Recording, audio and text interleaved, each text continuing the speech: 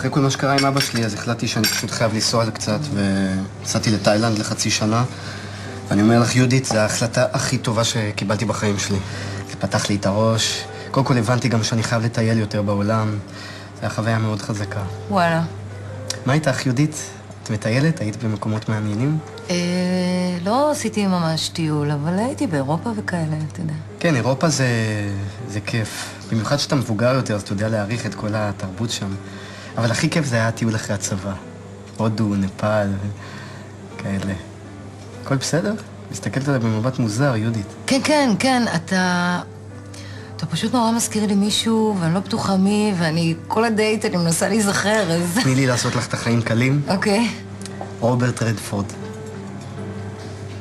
לא.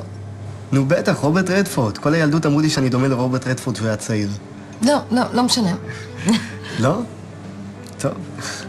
אבל הכינוחים פה טעימים? מאוד, מאוד. אתה רוצה לטעום את המוס שוקולד? לקחתי טעם, תראה איזה יופי.